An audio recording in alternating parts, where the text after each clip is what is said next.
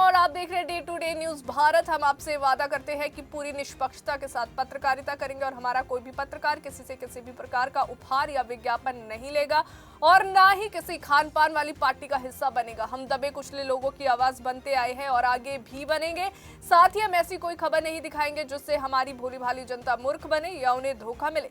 हम लोकतंत्र के चौथे स्तंभ को और अधिक मजबूत करने की पूरी कोशिश कर रहे हैं। अब बात करते हैं खबर की जो हरियाणा के कुरुक्षेत्र से सामने आ रही है। आपको बता दें कि कुरुक्षेत्र में कल दिन भर किसानों और पुलिस के बीच हाई वोल्टेज ड्रामा देखने को मिला। किसान नेता गुरनाम सिंह चडूनी की गिरफ्तारी की अफवाह और उनके समर्थन में किसानों का आक्रोश जो है वे दिन भर माहौल को तनावपूर्ण उसने बनाए रखा। सुबह से ही किसान भारी संख्या में कुरुक्षेत्र सिटी थाने के बाहर जमा होते गए और थाने का घेराव कर दिया। वहीं आपको बता दें कि किसानों की मांग थी कि डीएफएससी को थप्पड़ मारने के आरोपी गुरनाम चडूनी को तुरंत रिहा किया जाए। आखिरकार पुलिस ने दबाव के आगे झुकते हुए चडूनी को जो है जांच में शामिल करने की औपचारिकता पूरी कर छोड़ दिया।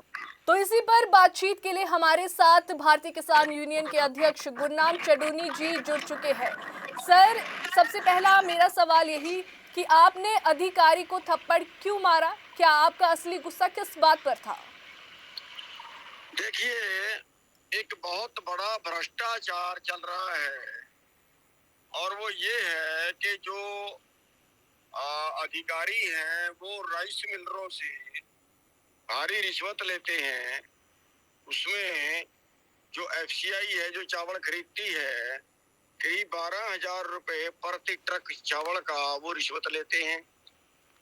उसके बाद डीएफएससी 6 रुपए से लेके 10 रुपए तक की कहीं जहां सेटल होती है पर कट्टा वो लेते हैं। उसके बाद मंडी वाले जो कर्मचारी अधिकारी हैं 2 रुपए से 5 रुपए कट्टा तक वो लेते हैं। ये सारी रिश्वत मिला के हो जाती है करीब 60 रुपए क्विंटल। और जब किसी को 60 रुपए क्विंटल देनी पड़ेगी तो वो फ्री में नहीं देगा, वो उससे कई 100 रुपए क्विंटल का फायदा उठाएगा तब वो 60 रुपए क्विंटल देगा। अब वो सारा जो दंड है वो हमारे ऊपर पड़ता है और उसके बदले उन राइस मिलरों को छूट दी जाती है। अभी मैं शामली जो करनाल से यूपी रोड जाता है उस पे से अभी आया हूँ। अभी मैंने लाइव भी चलाया है। सैकड़ों ट्रालियां, गाड़ियां, ट्रक, सैकड़ों नहीं हजारों ट्रक लाइनें लगी खड़ी है और होटल में 20-20, 10-10 खड़े हैं। वो पूरा उत्तर प्रदेश, बिहार तक का, उत्तराखंड तक का धान हरियाणा में लाने की छूट दे रहे हैं। ये डीएफएससी जो है ये इस स्तर पे काम होता है कि ये राइस मिलरों को छूट देते हैं। वो हरियाणा की धान नहीं खरीदते और वो उत्तर प्रदेश की धान खरीद के 1500 में, 1600 में, 1700 में खरीद के और उसका चावल सरकार को देते हैं। यहाँ जाली पोर्टल करवा के मीन अधिकारियों से मिली भगत करके और उसको सीधी राइस मिल में खरीद दिखा के कि भी यहाँ के किसानों से खरीदी। वो एक बड़ा घोटाला चल रहा है जिसमें यहाँ का किसान बर्बाद हो रहा है। कई 100 रुपए कट लगा के उठा रहे हैं। दूसरा, उनको इनकी तरफ से एक छूट ये दी जा रही है कि जिस मंडी की धान है उसी मंडी के नजदीक की राइस मिलर वहां से उठा सकता है, दूर का कोई आएगा नहीं। दूर के उठाने नहीं देंगे और वहां वाला जब एक ही राइस मिल होगा तो वो मजबूर करके जितना मर्जी कट लगाए। उस रिश्वत के बदले ये छूट इन्होंने उस राइस मिल को दी सभी को। तो हमारा जो परचेज सेंटर है चढ़ुन्नी गांव में जो शाहबाद मंडी के अंदर है, वहां पे 4 दुकानें, एक राइस मिलर की है, 2 दुकानें और 1 दुकान हमारी है। पूरी बाकी जो 3 दुकानें हैं उनसे उन्होंने सेटलमेंट कर ली, कट लगा लिया और कट लगा के उनका 100% माल उठा लिया। और हमारा जो था वो उन्होंने बिल्कुल नहीं उठाया, बिल्कुल ही नहीं उठाया। और पिछले साल भी उन्होंने बिल्कुल ही नहीं उठाया। और पिछले साल पूरा सीजन हम भर के ऐसे लगाते रहे, कई हजार कट्टा मोल लाके लगाया और फिर आखिर में आके एक पेहवा की राइस मिल को हमने बात की, उसके हाथ पैर जोड़ के उसको उठवाया। 4 लाख रुपए का धान हमारा पड़ा खराब हो गया, गल गया। तो अब की बार भी वही पोजीशन थी, अब की बार भी हमने उसी राइस मिल से बात की, भैया तो उठाते नहीं है। बहुत दबाव यहाँ के अधिकारियों पे रिक्वेस्ट की, हाथ जोड़े कि 19,000 कट्टे हमारे भर चुके थे, तब तक केवल 7 गाड़ी हमारी लोड हुई थी। जब नहीं उठा तो हमने एक राइस मिल है, विधाता राइस मिल, उससे अप्लाई करवाया कि भैया मैं उठाने के लिए तैयार हूँ, मेरे को आप इजाजत है, तो उसको आरओ बोलते हैं जी। और वो जो इंटर डिस्ट्रिक्ट है वो देने की पावर डीएफएससी को खुद को ही है, जी। या डीसी से उसकी बात कर ले, बस इससे ऊपर कहीं उसकी जाने की जरूरत नहीं होती। तो इसने पिछली 26 तारीख को हमने अप्लाई करवाया था और 14 तारीख तक उसको कोई परमिशन नहीं दी, यानी पूरा सीजन निकाल दिया। और जब पूरा सीजन में किसी ने तो जो धान है हमारे पास आना था मंडी में, उसकी कई कई दिन वेट करनी पड़ी कि भैया आज आपकी ट्राली नहीं उठ पाएगी, जी। आज आपकी ट्राली नहीं आ पाएगी, नहीं तुल पाएगी, आप 4 दिन बाद लाना, आप 2 दिन बाद लाना, आप 1 हफ्ते बाद लाना। हमारी अपनी भी 7 ट्राली जो है वो 29 तारीख से कटी हुई खड़ी है और कल मैंने उनका धान देख के बिल्कुल तबाही हो गया, खत्म ही हो गया, काला हो गया। जी। पर सर तो आपको नहीं लेकिन लगता कि बातचीत से भी मसला हल हो सकता था? बातचीत से हुआ नहीं। उसके एक आज मतलब आज तारीख होगी कि चौथे में जाता डीसी, आधा घंटा डीसी भी डीएफएससी से मिला हुआ है, पूरी बात समझाई। मैंने उनको ये कहा कि मेरे वो उठाता नहीं, एक राइस मिल आपने दिया है और दूसरे को आप आने नहीं देते, तो मंडी में धान जो पड़ा है वो उठ नहीं रहा, जो घरों में खड़ा है वो उठ नहीं रहा, मेरे को रास्ता बता दो। उन्होंने कहा जी मैं सवेरे तक करवा दूंगा। सवेरे तक हुआ नहीं, अगले दिन शाम तक हुआ नहीं।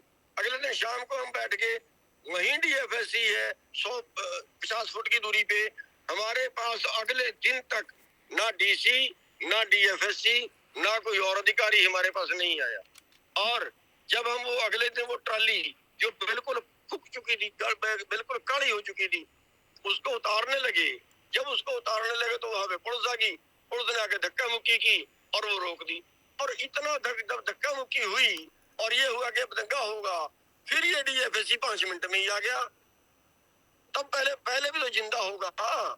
इसका मतलब ये है कि ये जान के दंगे करवाना चाह रहा है।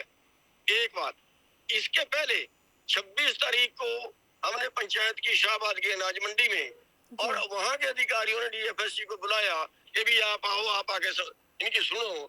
डीएफएससी ने आने से इनकार कर दिया और हमें मजबूर होकर जीटी रोड पे बैठना पड़ा। इसने जीटी रोड पे बिठाया और फिर वहां पे जीटी रोड बंद करने के बाद फिर 2 घंटे बाद ये गया। अब पहले भी जा सकता था, जीटी रोड पे ना बैठना पड़ता। और इतना ये बदमाश अधिकारी है, मतलब अभी इसकी जो पोस्ट है वो डीएफएससी की नहीं है, उससे 1 रैंक नीचे है। ये राजनेताओं का कहीं जो है वो नजदीकी है और उनकी शय के ऊपर इसको, उनकी सपोर्ट के ऊपर इसको डीएफएससी लगा दिया गया। इसकी पोस्ट डीएफएससी की नहीं है और 2 जिलों का लगा दिया गया, कुरुक्षेत्र और जींद। तो शोर शराबा करने के बाद जींद का चार्ज तो वापस लिया गया इससे, और यहाँ पे इसने 6 रुपए से 10 रुपए इकट्ठा सेटिंग की हुई है। अब वो अगर ये कहने से मान जाता, 26 तारीख से 14 तारीख तक करीब 19-20 दिन इसने निकाल दिए पूरे टॉप सीजन के। तो हम तो हल करना चाह रहे थे। हम ये भी बार बार रिक्वेस्ट करते रहे कि आप ही तो खरीदार हो, आप किसी और राइस मिल को उठवा दो भाई, उठवा दो। बहुत रिक्वेस्ट, फोन भी नहीं उठाया मेरा इसने। चौथे महीने इसको फोन किया था, फोन नहीं उठाया। उसके पहले कितने बार फोन किए, फोन नहीं उठाता।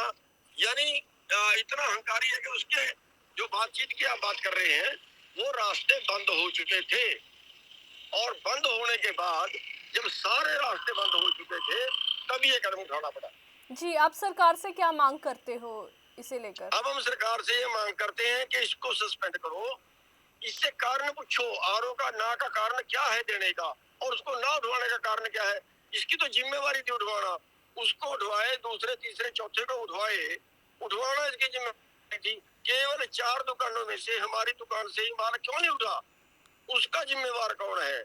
इसको चार्जशीट, इसको जो है सस्पेंड करो, इसकी जगह दूसरा लगाओ और जो जो आरओ पॉलिसी है, ये पॉलिसी जो मंडी का शेल्टर वाला ही वहां से उठा सकता है और बाहर का वहां से नहीं उठा सकता, ये पॉलिसी खत्म करो। पूरे हरियाणा के अंदर कहीं का राइस मिल कहीं से उठाए, ये छूट होनी चाहिए। सरकार को तो क्विंटल धान के बदले 67 किलो चावल चाहिए, वो चाहे कोई भी दे। ये पाबंदी क्यों लगाते हैं? वो दूसरी मांग हमारी ये है, इसके लिए हमने लेटर डीसी को लिख दिया है। और पहले एक और बता दूं, हम 26 तारीख के बाद मैंने अपनी शिकायत कई अधिकारियों को, यहाँ तक है कि जो खुल्लर साहब है उनको भेज चुका हूँ, जो डीएफएससी के हेड है उनको भेज चुका, इसके खाद्य आपूर्ति के हेड है उनको भेज चुका हूँ चंडीगढ़। हम जो है वो सीएम साहब को भी भेज चुका हूँ, उनको पीए को भेज चुका हूँ। ये मैं उनको कईयों को व्हाट्सएप पहले भी कर चुका हूँ बार बार जी। सारे रास्ते बंद होने के बाद ये कदम उठाया है। और हम एक चेतावनी सरकार को देना चाहते हैं कि जिस तरफ से देश बढ़ रहा है, एक भ्रष्टाचार की चैन बन गई है, ये कभी देश के लिए अच्छी नहीं होगी। ये कभी उसका नुकसान इतना हो सकता है कि जो संभाला ना जाए। इतने लोगों को दुखी मत करो, उतने दुखी करो जितना वो दुख सह लें। जी, बहुत बहुत शुक्रिया सर जुड़ने के लिए। Thank you. तो ये थे गुरनाम सिंह चडूनी, जिन्होंने कहा कि सरकार के लिए चेतावनी है। 25 अक्टूबर तक का उन्हें अल्टीमेटम देते हुए उन्होंने कहा है कि 2 मांगे रखी है। पहले डीएफएससी अधिकारी को तुरंत सस्पेंड किया जाए और दूसरा आरओ प्लांट को हमेशा के लिए जो है खोल दिया जाए। अभी के लिए फिलहाल इतना ही। देश और दुनिया की ताजा खबरें जानने के लिए देखते रहिए day to day news Bharat और हमारे चैनल को लाइक और सब्सक्राइब करना ना भूलें।